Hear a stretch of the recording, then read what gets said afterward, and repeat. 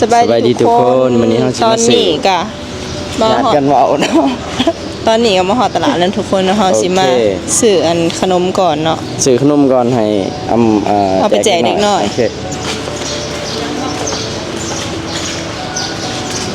ตอนนี้เรากำลังซื้อเลยเนาะ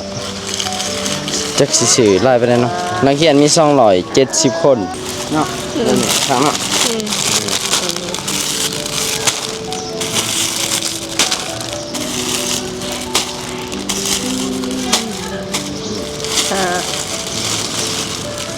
แบบนั้นมีเป็นแก๊สคือสิคักเนาะแบบนี้มีมาเป็นแก๊สนี่แก๊สหนึ่งเท่าไหร่2,300มี100ก่อนก่อน400โอเคได้เลยเอาแก๊สเดียวแล้วก็ผสมสุ่มแก๊สกล่องนึงมี100ก่อนเท่ากับจะก็2แก๊สกับ2แก๊ส200บาทโอเคถือกุลานนั่นนะ2แก๊สเฮาก็สิซื้อขนมอยู่ในห้างนี่เนาะให้ครบให้พอแจกให้รายที่สุดที่จะรายได้แล้วก็เฮาก็สิไปซื้ออันปื้มบิ๊กอีกเนาะรายที่สุดจนเงินสิหมดได้เนาะเดี๋ยวเฮาสิเบิ่งเงินก่อนว่าขนมมันสิเบิดรายปานใดแล้วเฮาก็สิเอาอีกเนาะเบิ่งกัน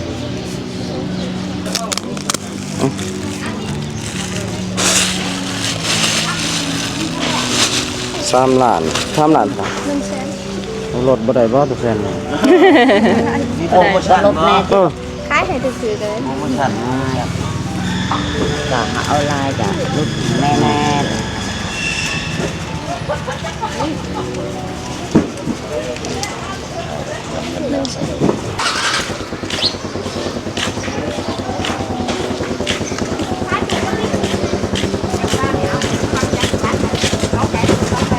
ท้องแก๊ส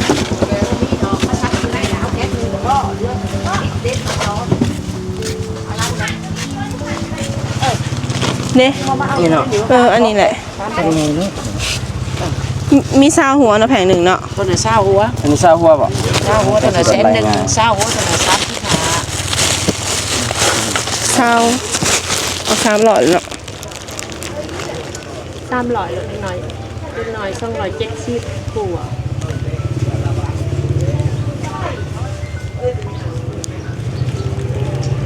เท่าไหร่คูณ15เอาอีหยังมันยากคนน่ะโอ้15โลแล้วน้ำอยู่ห่าง15อันไหนบ่15อันนี้ถือ300เอาตัวใดจ๊ะเอา15แพ็ค15แพ็คเหรอมาเอา15แพ็คมีซอสซอสยังบ่20หัว25แพ็คแนวนี้เลยบ่แม่น15บ่15ก็อยู่นี่20คูณ15 300บิ๊กเลยบิ๊กนี่เอาแนวนี้โลนี่อันนี้มีจักอันอยู่ในนี้50นะคอยชื่อเอ็นคอยยังบ่ขาย50ว่าเจ้าอยากขายก็ขายเลยเอาหากล่อง2แสนค่ะบ่ขายเอาบิ๊กนี่หากล่องได้207เลย270มันบ่หากล่องมันมี50ก็200คูณ5ต้อง250เนาะเอา6เลยเลือกเอานี่50คูณ6ก็ได้อีกอันนั้นในซอซีนี่บ่ซอซีโอ้มีซีซอได้ซั่นซอซีบ่มีเอาซีซอไปอันยังอีกเอามีบ่ฮะอยากได้มีอ่ะเด้อันนี้มีผู้เจ้าจะได้เมียไหมค่ะขนมกันยังเด้ขนมซื้อแล้วขนมโอ้ลูกสาวจะบ่ฮะเฉพาะจะว่างามคือกันกับแม่เนาะบัดนี้ไล่สิลดราคาลดกันนำซัมเบอร์เซลกันแล้ว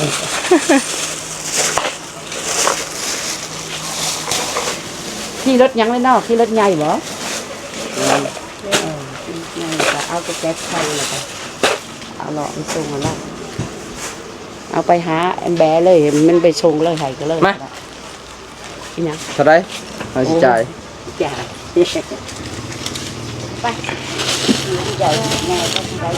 เอาไปซื้อพวกเดินนางต่อนางเต๋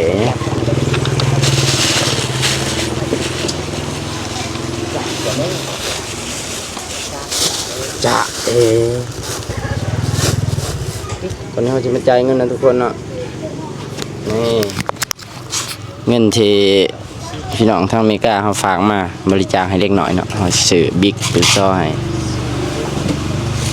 ตอนนี้เขายังไปซื้อนางต่ออีกเนาะนางต่อมักต่อมักบ้านประมาณนี้1,785,000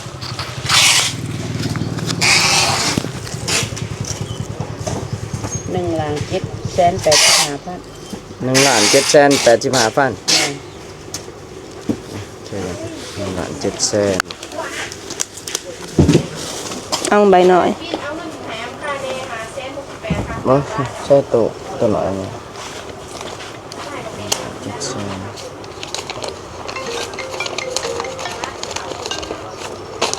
นี่ยังให้จ้อยฮัลโหล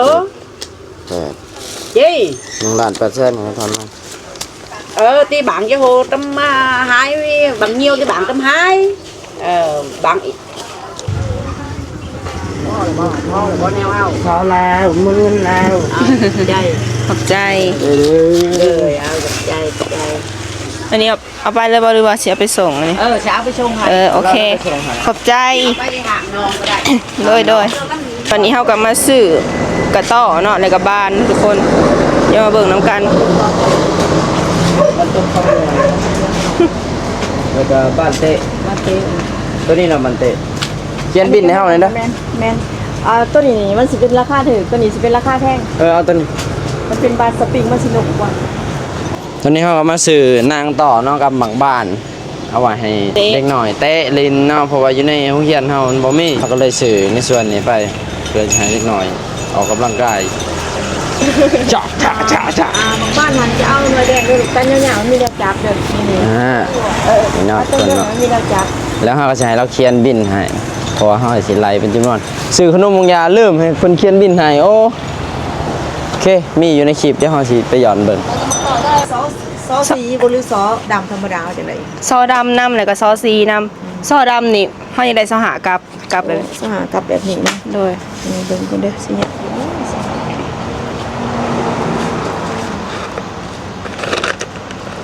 เพราะว่าจะเบิ่งมังลูก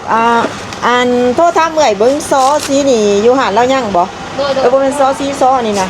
ก็ซอสีเห็นจังได๋หลายปานใด มันกับ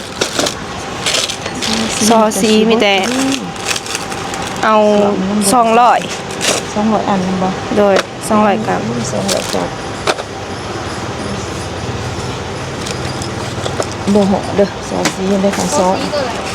อันนี้ซอดำลูกซอดำซอดำแล้วก็ซอสีอยู่หานเอื้อยนี่มันมีบ่ซอสีอันนี้เป็นแพ็คบ้านใช่โทรศัพท์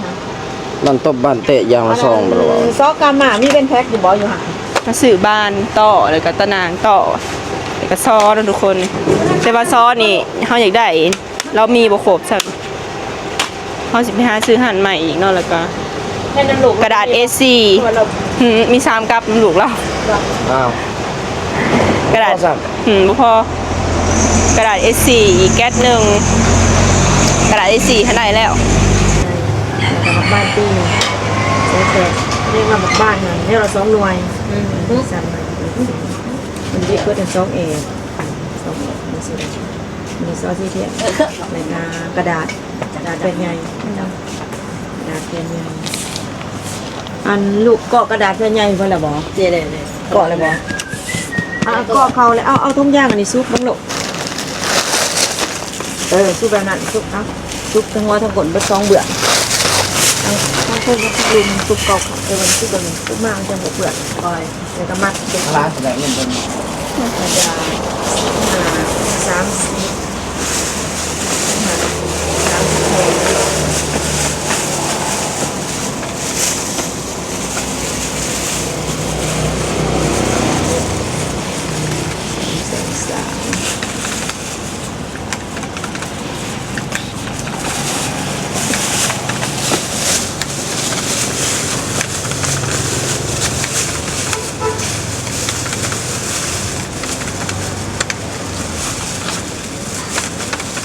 ถ้าขุนบ่วะกระโหลก หึ อันกระโหลก 3 ล้าน เอา3 ล้านกับ50 อืม 3 ล้านกับ50 เห็นไหม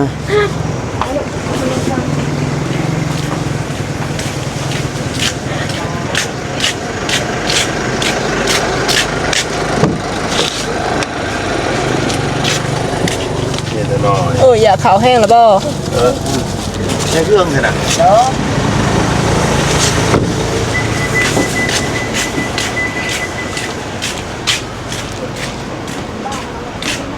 มาจ่ายเงินแบบนี้เนาะ จ่ายตังค์เงินเจ้า ไม่ใช่เงินเรา เงินคนอื่น นี่นอนแล้วอย่างเนาะจ่ายเงินก่อนหวานนี่ มีคนถามว่าทำบุญบ่ แมน เราก็ได้บุญด้วยกันนะ สอง เสียงคนทานก็เพิ่นเฮาก็ได้คิดกันเฮาเป็นผู้ไปให้เพิ่น มันบ่มีไผสิมาสละเวลาเฮ็ดแนวนี้ได้เวลาคนเฮาเวลาทุกคนมันก็เป็นเงินแต่ว่าเฮาก็เนาะ เฮาก็อยากสละเวลา แม่น อีตนเพิ่นผู้บ่มี3 ล้านเท่าไหร่ก็ 3 ล้านกับ50,000เจ้าของเพิ่นอยู่ไสนี่ อยู่อเมริกา โอ้เขาเล่าเป็นคนไม่กล้านะ แล้วเขาโฮมเงินกันมา ตรงเงินกันมาก โอมกันออกกันอีหยังเพิ่นบ่ แม่น อันแพ้หยังกันช่วยเหลือกัน แม่น ขอบใจนะ ขอบใจเด้อ ขอบใจเด้อ โดย เด้อ โดย ได้เด้อน้อง ตัวจริงอยู่บ่ โอ้ตัวจริงคือขี้ลายก็เลยหูกว่า เบิ่งเนาะทุกคนของเต็มรถแล้วบัดนี้ โอเคนะทุกคนเนาะตอนนี้เขาก็มาหอดเฮือนเป็นทีเรียบร้อยแล้วจนว่าค่ำเนาะอันนี่เนาะ เอามาเบิ่งเขาจะมาเบิ่งคลองนี่แหละ เขาสิมาเบิ่งของกัน มีแต่ว่า อันนี้ก็เขาก็ค้นของมาเฮือนเบิดเลยเนาะมีแต่ตอนแรกเขาสิมาจัดแพ็คเป็นธงเพื่อไปแจกยายเด็กน้อยนะทุกคนเนาะอ่ะเดี๋ยวเขามาเบิ่งของกัน นี่หมักบาน เอามาเบิ่ง ไปหมักเบิ่งแล้วเนาะ เด้ น้ำตาโอ้เปียกไปจ้ะโอ้ยมันเปียก เจี๊ยด้วยนะอ่ะนี่เนาะของกะเต็มรังรถเลยอันนี้ก็เป็นรังขนมนะทุกคนเนาะนี่ก็ขนมอันนี้เจี๊ยซีสำหรับที่ทางโรงเรียนเพิ่นอยากได้ต้องการใช้เนาะแล้วก็หมักบ้านต่อแล้วก็เจี๊ยเอซีปึ้มนักเรียนแล้วก็ซอบิ๊กนะทุกคนเนาะประมาณนั้นขนมกะประมาณนี้เนาะยังมีของบางอย่างยังบ่ครบเขาก็จะไปซื้อเติมอีก เงิน นี่มีแต่เฮามาเบิ่งกันแล้วก็จะมาแพ็คตอนแรกนะทุกคนเนาะโอเคแล้วก็มีแทงน้ำพร้อมซื้อแทงน้ำให้โรงเรียนเนาะ แม่น ซื้อแทงน้ำมาแทงน้ำกะบอลซื้อเพิ่นมาส่งให้เนาะ แม่น โอเคอันแทงน้ำจักลิตรก็อีหยังลิตรบ่เอิ้นอีหยังก็ 1,000 ลิตรเนาะแทงน้ำที่มี1,000 ลิตรนะ จะไปหันคนห้องเต็มหมดห้องโลด แม่นใช่ป่ะ อันนี้ ห้องไม่ยังไงเนาะ แฮ่เขาเราไม่เคยเห็น เจ้าเฮียนเนาะเจ้าเฮียน เพื่อนน้องก็หา บ่อ้าวเจ้ามีพี่น้องแสดงว่าเจ้าได้บิ๊กอันเดียวเลย เต็มห้องแล้วมันจะมาแจกขนม อ่ะ มันก็เราฟังมึง มึงโคตรเบ้าชิมาแจกของจับจักหน่อยนักเรียนเด้อเอาว้าว สบายดีทุกคนมื้อนี้ก็เป็นมื้อใหม่เนาะมื้อนี้เฮามาซื้อเครื่องเฮามาซื้อเครื่องเพิ่มเนาะทุกคนเนาะเพราะว่าเครื่องอยากให้ได้หลายๆ แม่นมันบ่พอ เพราะว่าเงินยังเหลืออยู่ บ่ได้รับได้นอนพี่น้องเอ้ยพอป่วยเนาะ เงินยังเหลืออยู่เนาะก็เลยออกมาซื้อเพิ่มอีกทุกคน เด้อแล้วพี่น้องสิเอามีสาดเองมีสาดสาดเอาซ้ำพื้นเนี่ย เจ้น้อยใหญ่เดี๋ยวสาดหลังได้เอาลายหลัง เอารถไทยโอเคเลย โอ้ไม่ค่ะงามให้น้องไม่ค่ะนี่เนาะ งามนะค่ะเนาะรหัสนี้เฮามาซื้อน้ำเราเทื่อหนึงแหละติดใจแล้วเนาะ ตะกี้เจ้ามาเลยเนาะ แม่นว่าแล้ว คิวอยู่เลยคนเบียกเด้อ โดยเต้ยบ่มีปึ้มบ่ ฮะ ปึ้ม ปึ๊บอุ้ย อืมบ่มีปึ้มครับ เอาบ่พอบ่ฮะ บ่พอแต่ว่าอยากใส่หลายๆหัวนี่ เออ นี่ ของ ใหญ่ แท้ นี่บ่ นี่เลยได้ขึ้น1,500เอาโหลดนี่ อืม นี่เห็นบอก น้องเอาสีเพิ่น ต้นนี้ลุดได้อยู่ไหนตัวได้5,000ก็ซื้อห่างได้กับ2,800 2,700แล้วเห็นดอกของแท้เด้อ โดย ตัวดอกบ่แม่นของแท้เอามาตูนเลยเอาอีกขึ้นหนึ่ง มีแต่เวียกเนาะเวียกลายบ่มีเวลาสิอาบน้ำซะไหม เก่าสิพอ เออ แกงไงนี่เนาะ โอเคโอเค เนาะ เด้อ ตัวนี้กินแสก โอเค ตัวนี้สมๆบ้านๆนี่ท่านลาวจะไปซื้อ แก๊สเท่าไหร่นี่ ตัวนี้บ่ อืม ตัวนี้ถือกว่าตัวนั้นตัวนี้ได้แต่80แก๊สหนึง โอเค มันถือ3แก๊สเด้อ ได้ทุกคนซื้อมีให้นิดหน่อยนะ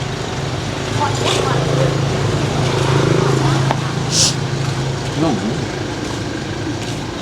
นี่ปะ เล็กแต่ซอยก็ได้ เราต้องไปซื้อปึ่มกันดิ มัน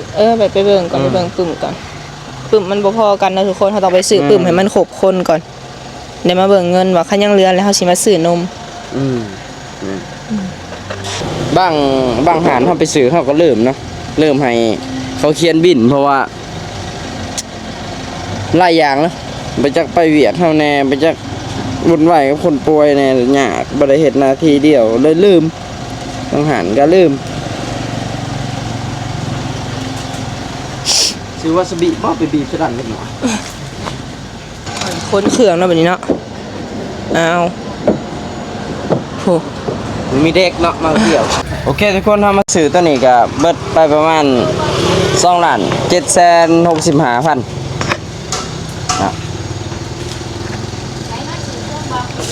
โอเคจ้า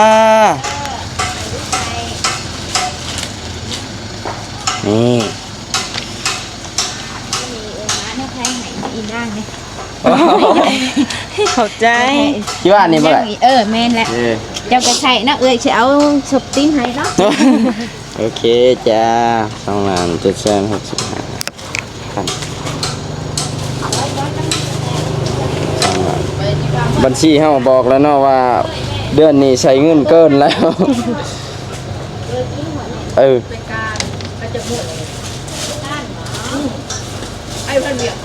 โอ้เรียบ เอา ร้อ ไป ย แล้ว ปล่อยเดี๋ยวเล่นเกินกันเนาะปล่อยเดี๋ยวเล่นอ่ะแม่นแหละ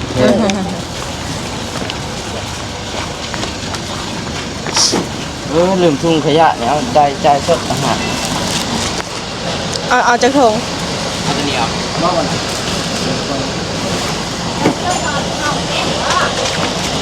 เอาจากทงอันนี้นะ เอาต้องแพ็ค เด้อก่อนจะต่อ โอ้โหขอบใจเด้อ เอาทงดำ2แพ็ค เอาจะลงดังเนาะ2 ครั้งเนาะ เด้อได้ตั้งแต่เมื่อกันไหน นี่ ต้องทำอะไรได้ตัวนี้ได้เลยต้องหัก โดย มี2 อันเลยเอาที่หัก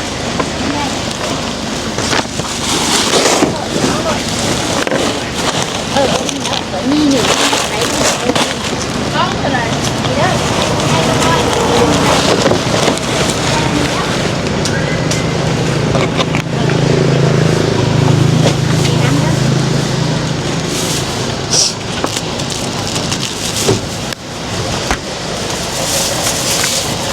รวมหมด เท่าไหรเอ่ยอันนี้ทงด เมื่อไหร่ชี้ที่หาน่ะ3 ต้องบ่ละ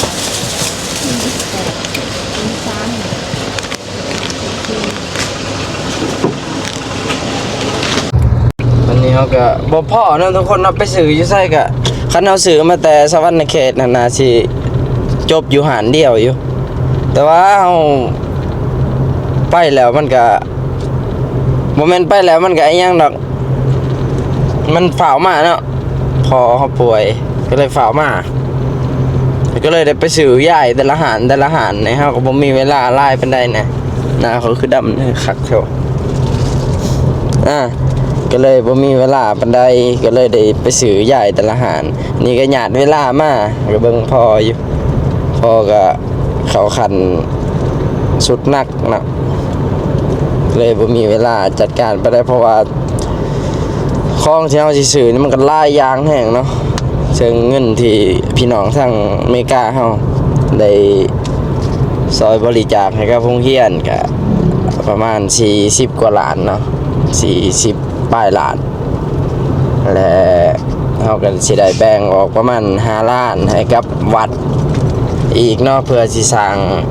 เพื่อนครัวให้กับวัดบ้านเฮาบ่มีเวลาบ่ได้พี่น้องเอ้ยก็ต้องได้เฮ็ดเนาะบ่มีเวลานำคนเพิ่นป่วยหั่นแหละเพิ่นก็ป่วยเลยบ่มีเวลาเพิ่นบอกก็บ่ได้เป็นหยังหรอกนี่ก็ไปจักเวียกงานเฮาเองอีกนะครับงานคอนเสิร์ตอีกงานคอนเสิร์ตจนบ่ได้รับโอเคตอนนี้เฮาสิไปเบิ่งซอซีให้กับเด็กหน่อยอีกโอเคทุกคนตอนนี้เราก็มาฮอดเทือนแล้วเนาะนี่เราก็มาแล้วครบแล้วคล้องให้เด็กหน่อยทายเอานาคุณแพ็กนะ ป้าเอามีน้ำใส่นี่ใส่มีน้ำมีมาใส่น้ำร่างนมมันก็ได้ใส่น้ำเจ๊ใหญ่เจ๊ใหญ่เลยข้าวเจ๊ใหญ่ว่ามีเงินข้าวบอมีใส่ห่อหนึ่งห่อหนึ่งก็ใส่แล้วก็เต็มฝักให้น้อง นี่ แกได้ไหนล่ะจะโทรบอกเลย ยังแจกนี่ละนี่ละ จะต้องมาบวกมันใช่หมูกระปุกอีกใช่ก็ใส่ข้าวไหนจะแบบไหนก็ใส่โอเคทุกคน โอเคเจอกันมอง ตอนแจกของนะทุกคนเนาะ ตอนแจกเครื่อง เขาก็สิไปแพ็คของซอยเอ้ยน้องก่อนเนาะ โอเค ไปกันบ๊ายบาย ได้แล้วเป็นลมเลย พยันพ่อสับเล็กหน่อยความชุบเล็กหน่อยเนาะความชุบเล็กหน่อยนุ่มกันหนึ่งนี่ความชุบอันนี้คนแพ็คนั่นนี่เนาะแพ็คเครื่องซะเอาจะเอางบอยู่ในหันแหละ ยังคนนึงได้เด้อไปน้ำพายก็ได้ในทะเลขอบใจเด้อน้องว่าคำแพงเราค่ะปวดเจ้าผู้นึงแสลงก็ได้ เจ้าเจ้าวะ ไฟน้ำมาปวดยังปวดนี่โอเค ได้โอ้จะได้ขนมลายเนาะ โอเค มื้อนี้เป็นเกียรติอย่างยิ่งเนาะที่แจ้นหยุดเพิ่นได้ผ้าโอ้ตาก้อยเฮลีนี่แห่แปลกได้ซะ เดี๋ยวเว้านะแม่ มื้อนี้กับเป็นเกียรติอย่างยิ่งเนาะที่ได้ไปแจกขนมกับจันหยุดเพิ่นอยู่โรงเรียนบ้านเมืองคามเนาะแข้งสารวันแม่นอุปถัมภ์โดยจันหยุดเพิ่นเด้อพี่น้องเด้อขอให้เพิ่นดังยิ่งๆขึ้นไปทีมงานเจโบโอ้ยเสียยังบ่อยากเงินไปแพ้ไปไปน้ำกันนี่นะไปดีกว่าไปจะพูดละ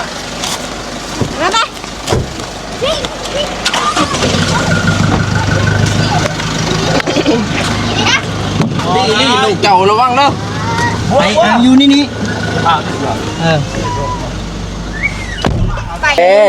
ตอนนี้ก็จะไปโรงเรียนแล้วเนาะเด็กหน่อยมาเบิ่งลายเลยแล้วเดินทางไปแล้วบ่อยู่บ่ใกล้แล้วพี่น้องอยู่นาเฮือนนี่แหละโรงเรียนก็เลย ตอนจับท่านเจอข้าเต็มเหือนอันนู้นพากันนั่งได้นี้แล้วหางไหวมอบอันนั้นเลยเนาะเซากันเรียบร้อยป่ะบัดเดียวเดี๋ยวไปเลยบ่ค่อยว่ะ ท่าสติ๊กนี่บ่ ทาที่ล่ะทาไหม เดี๋ยวสิท่ากันหน่อยดูเบิ่งเล็กน้อยปลา เล็กน้อย ห้องกี่กะกะ ห้องกี่ๆกลางๆเนาะขนาดอยู่ในรถด้วยนี่เฮ้ยล่ะ ปาที่โทษ บ่ค่อยไล่หรอก เดี๋ยวเพิ่นออกมา ดีใจเนาะ เข้าบ่ได้เอาไหวนั่นบอกว่า ยังครับ แบบตกตังมาตังต้องเอาตังมาตัง ถอยกลเขาเลยนะเขาถอยกลแล้วก็ให้เขาเรียกคิวมาใส่กลรถ ถึงแล้วเนี่ย หายในคู่แล้วจัดเขา ให้ในกู้จัดเอาโต๊ะมาจัดแล้วก็อันนั้น โตมันจัดก่อน ลบลูกลบ ดีใจแล้วขนมก่อนนี่ก็ดีใจ แม่นเลยคือเขาเป็นเด็กน้อยตะกี้ก็ดีใจเลย มาแล้วทุกคน แล้ว ไป ขอเราวิ่งหัวน้ำเจ้า ใส่สติ๊ก เ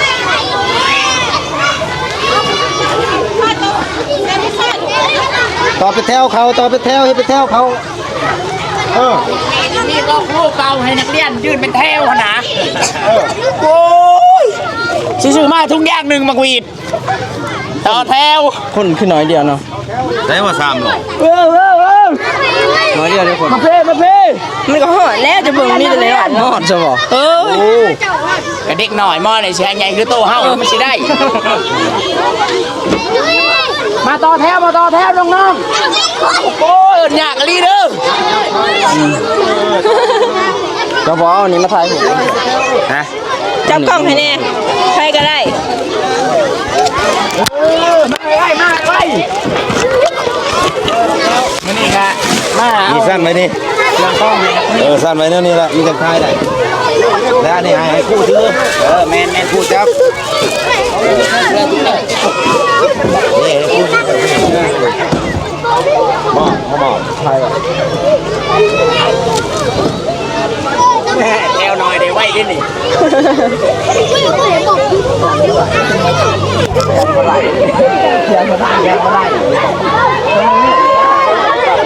นี่เองเงินจะงานเพิ่มแย่ มีอย่างหนู รอบนี้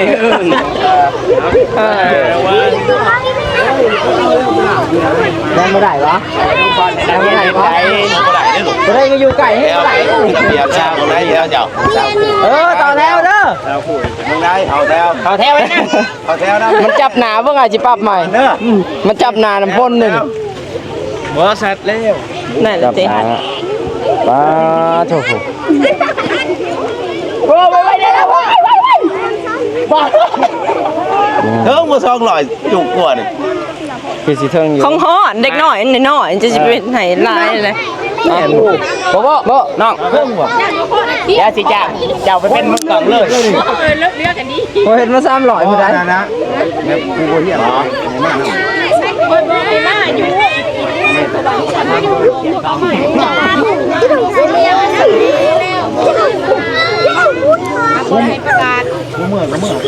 แง่นคือนี่วะได้แล้วเนาะป้อมือกล่องเฮานาด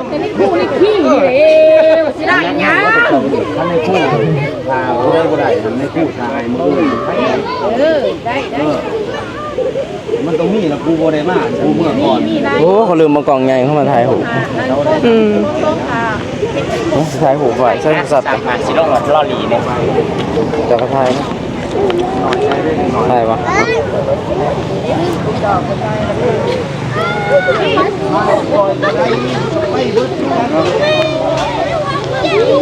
ไม่กองเหียนคือเขาว่าไปไหมครับ แห่ขาวๆน้ำ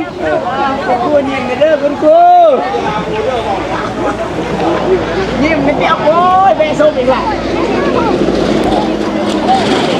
น้ำดินี่อะไรมา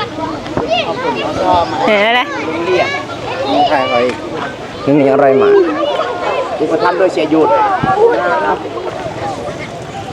นำเลยเด้อแขวแหงได้ดิ 1 2 3 เด้อ ผู้ใดมาถ่ายหุ่มให้ไม่ธรรมดาได้ โอเคเวียนวะ ว้าย โอ้เจ้ามีได้ เศรษฐีดูไบ ได้แล้วออกไปเรียกแถวอยู่คนเด้อมาอย่างสิมาอย่างสิเด้อ ผู้ใดได้แล้วไปเชียงใหม่เมาใหม่ มายืนทายอยู่พูดเวลายังทายหูบไม่บนบนเมื่อได้เด้อ ได้ คันไฟได้แล้วมันมีที่ได้ส่ง แล้วยืนเรียงได้แล้วไปอยู่คนเล็ก เนาะทายอยู่ได้แล้วก็ยืนของควันคืนเห็นได้ไหนเห็นได้ไหนเห็นได้ไหน นบ เพี้ยเลยนะ เอาแล้วเอาแล้ว น้องจะแจกแล้วลูก ผู้ได้ได้เลยยังคนเด้ออ่ะ นกก็ลูก เอาละ นั่นเลยบ่เอาจังซี่ก็ได้เนาะ แจกคนละแล้ว มันยังแล้วไว้มันยัง เดี๋ แล้ ยว วยังแล้วไว้เอ้า เอาซอยกันเด้อซอยกันเด้อ ยังไปก้นมาเลย แบบหลายๆไปจังซี่จังหน่อยจังหน่อยเดี๋ยวอยู่ละเราอยู่พุ่นไปเลี้ยงแถวอยู่พุ่นเด้อโอ้ยกลมแห้งพุ่นมานี่ ไปยังออกไป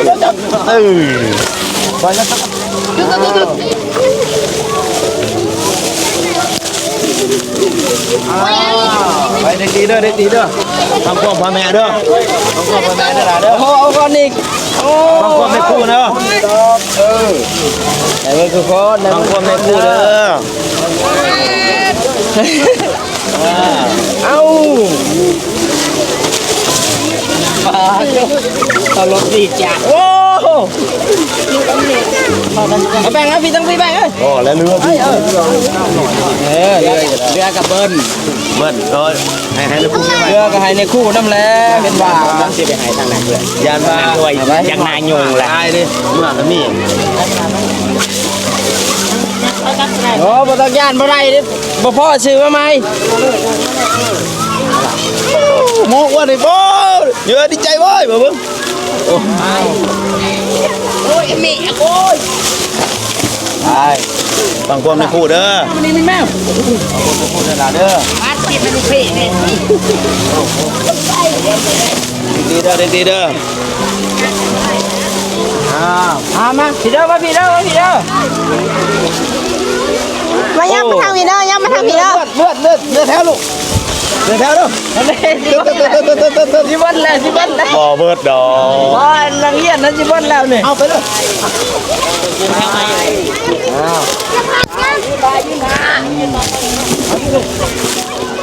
ตึ๊ดไปดีเด้อล่ะเด้อ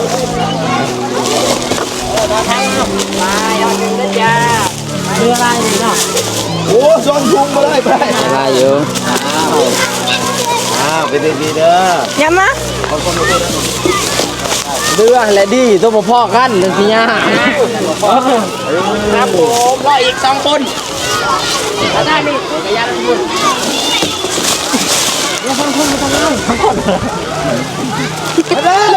พิเศษพิเศษอีพวกท่านได้จดเขาหันอันนี้หัน มันมาเอายังวะโอ้หมดแล้วนะได้นี่ บ่เบิดเห็นแล้วบ่ มันยังเป็นร้อยเลยดิ บ่ไม่จะอันนั้น เอาไว้คู่เนาะ คู่นะครับอันนั้นครับ แจกเล็กหน่อยเพราะว่าทางบริเวณก็แจกข้างในเอาไปครับไปหาแจกก็ได้ เขาไปหาแจกอะไรบ่ คู่นับแล้วก็ ไปหาแจกเล็กหน่อยกว่า ให้เพิ่นเอาไว้หันจากเช้าทุ่งเนาะ อืม ให้ทำเบิ่งให้ทำจ้ะบ่คู่สิเรือจะคนบ่ได้มาบ่ได้มาเราหาทุกคนแล้ว 50บ่ เอาอีกทีบริมาไม่เอาไว้ให้จะซื้อไว้ให้ เรามาทุกคน แม่นี่รุ่นนี่เราจื้อของเราคนบริมาเราให้เรา มีแต่ว่า ไปก่อนให้เรากันบริ บ่จังผมบ่ได้ยิน มาซัดเกตคนหา ยังมีแต่ไหวให้เราโลด แต่ว่าให้คู่ เอาไว้ให้คู่โลดนี่ แต่ว่าคู่เอาไว้ เพราะว่าสิเอาก็บ่ได้เอามื้อน่ะมีแต่ให้เจ้าไหวซะจันโอ้เอาไว้ให้พวกเจ้าเอาไว้จัดการจัง เอารถไปเลยแล้วเอาไว้อยู่ในทางการคุณนะ โอเค ทนายพ่อบอกเลยอำนวยความสะดวกให้ทุกอย่างเลย เล่นบ้านเลยรอได้จักหน่วยเนี่ยไปให้ลูก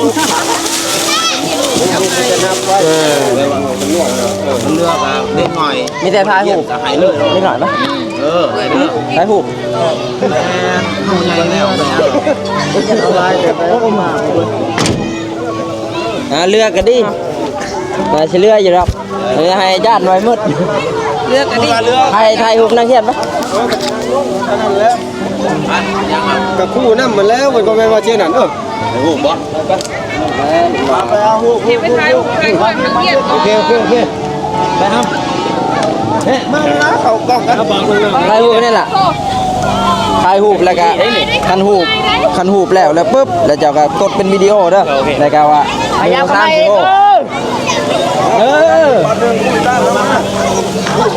หนังเอา กันเลย ไอ้ซีเขาพออยู่จังซี แม่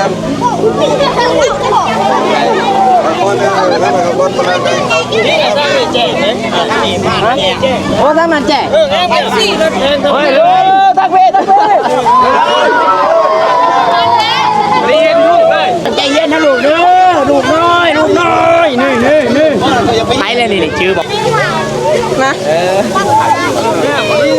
แต่นี่ง่ายเลยมาปฏิมาถ่ายรูปมาไม่ยก แดงบ่ยงเพื่อน ย่ำมาทางนี้ย่ำมาทางนี้ พ่อบ่ ไหนวะ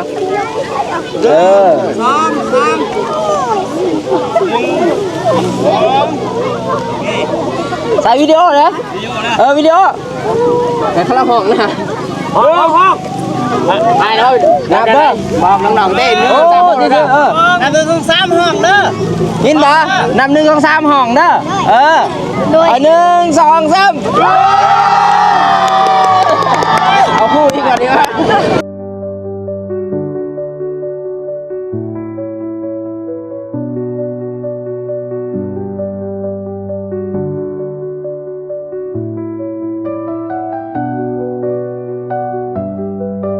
โอเคทุกคนตอนนี้เฮาหันมีเสากับอิฐนำเนาะเพราะว่าเศษหัวเฮ็ดกำแพง นี่กระแพงสิ เฮ็ดกำแพงด้านนั้นนี่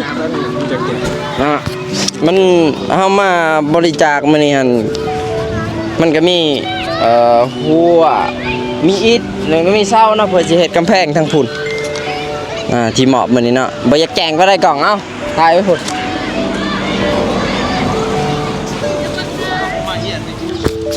มื้อนี้เฮาก็ได้โอกาสถือโอกาสดีเนาะที่ได้มามอบของให้กับเด็กน้อยนักเรียนอยู่บ้านบึงคามก็อยากให้อาจารย์เฮาเนาะเว้าถึงคนที่บริจาคให้เฮามาในมื้อนี้เจ้าก็ขอขอบใจเนาะทั้ง FC น้องยุทธสารวัตร เลย เนาะแล้วก็ผู้ที่ให้ทุนนอกจากต่างประเทศเนาะแต่ว่าพวกข้าพเจ้าก็บ่มีหยังพร้อมด้วยครูอาจารย์และลูกหลานเนาะชาวบ้านบ้านบึงคาม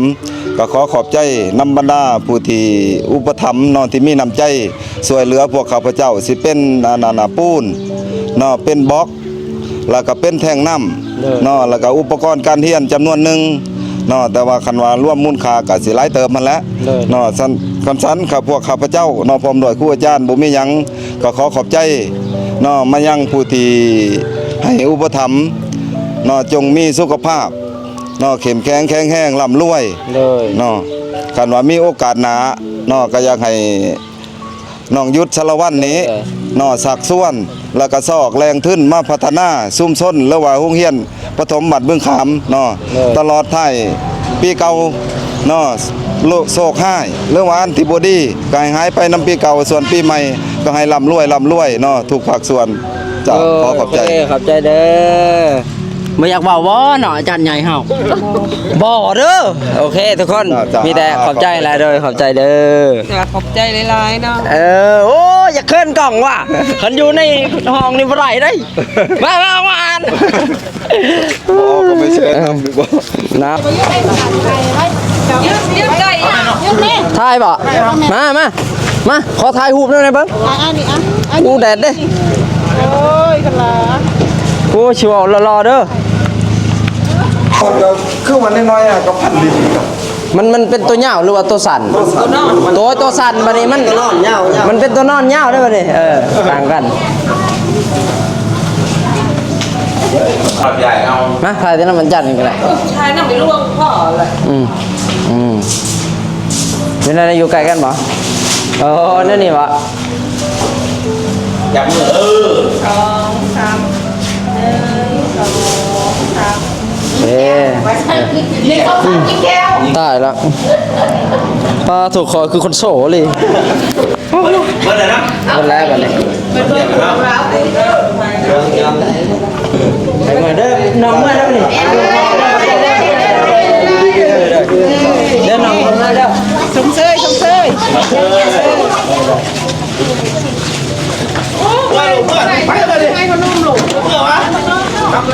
สบายดีเนาะเอามื้อนี้เฮาสิมาเว้าเรื่องเงินบริจาคที่ต่างประเทศเนาะพี่น้องทั้งต่างประเทศเพิ่นได้บริจาคเข้ามาให้เฮาไปซอยเรือโรงเรียนตอนนั้นเนาะ ตอนนี้ คลิปเฮาบ่ได้ปล่อยเลยเนาะแล้วบัดนี้เฮาสิมาปล่อยคลิปเนาะเพราะว่ามันก็มีคนอยากเห็นแน่แล้วก็เฮาก็อยากปล่อยให้พี่น้องทางอเมริกาเพิ่นได้เบิ่งว่าเงินนะ คลิปนี้มันประมาณ2ปีแล้ว2 ปีแล้วเนาะ 2024แต่ถ่ายปี2024เนาะ ตั้งแต่พอหยุดบ่ทันเสียพุ่นเนาะ แม่น ตอนเฮาแพ็คเครื่องแพ็คหยังเราก็นอนล่างๆอยู่เนาะนั่นแหละแล้วก็เฮาสิมาปล่อยวันนี้พอตั้งแต่เคิกแต่พุ่นมาหยุดกับค่างานคอนเสิร์ตแน่ก็เลย แล้วก็ มีเวลา ส่องปล่อยคลิปของเฮาส่องน้ำฝนก็ถืออันนั้น ถือแฮก ถือแฮกบ่แม่นถือแฮกถือระงับ ถึงระงับถึงแบน ถือระ เนาะ งับถือแบนก็เลยบ่ได้ลงเลยแล้วก็บ่มีส่อง มีแต่จะลงใน2ใหม่2นี่เนาะทุกคนเนาะฝากเขามาติดตามหน่อยเด้อผู้ใดเห็นกะเดี๋ยวน้ำฝนจะพยายามลงคลิปให้เบิ่งเนาะถ้าว่ามีคนมาติดตามเนาะ โดย มีแต่เฮาสิให้เบิ่งว่าเงินที่เฮาเอามาเฮาก็ซื้อของอลีเนาะซื้อไปให้เพิ่นอลีเฮาบ่ได้ให้เป็นเงินเป็นก้อนเนาะแต่ว่าเฮาซื้อของให้เนาะ แม่น เงินที่เขาบริจาคมาเฮาบ่อยากให้เป็นเงินเนาะแต่ว่าเฮาซื้อให้หยุดก็ได้จกเงินหยุดเองอีกใส่เนาะซื้อน้ำหมูกน้ำมันแหน่หลายอย่างซื้อกินซื้อยากเนาะในเงิน30ล้านบ่ประมาณ30ล้านเนาะ เบิ่งในคลิปเลยทุกคนเพราะว่า เบิ่งใน เขา คลิป ก็ลืมไปแล้วเนาะ ลืมแล้ว เพ อัน ราะ นี้ ว่า ก็ เฮาเห็นเงินเห็นหยังเบิดเฮาจ่ายหยังก็เห็นเบิด หลักๆสิมีเอยสลีเนาะ แม่น เอยสลีเนาะ เพิ่น ที่ เป็นอันคนโฮมเงินมา เป็น ให้ คน เฮา โฮมเงินมาให้เนาะเฮาก็สิเว้าเทิงเฮาก็สิเว้าชื่อแต่ละคนมันก็บ่จือเนาะก็หลายคนพี่น้องอเมริกาที่เอาเงินให้มาหั่นก็อยากให้ทุกคนนะอวยพรให้กับพี่น้องที่เขาบริจาคมาหั่นเนาะให้พี่น้องทั้งอเมริกาอยู่ดีมีแห้งร่ำรวยเนาะความเจ็บใหญ่ความไขอย่าให้มีให้เฮ็ดหยังก็ขอให้ได้ค่ำเนาะธุรกิจรุ่งเรืองนะมีแต่สำนั้นแหละทุกคนเอ้ย โดย เฮ้ แต่สมีเนาะ ไปบ๊ายบาย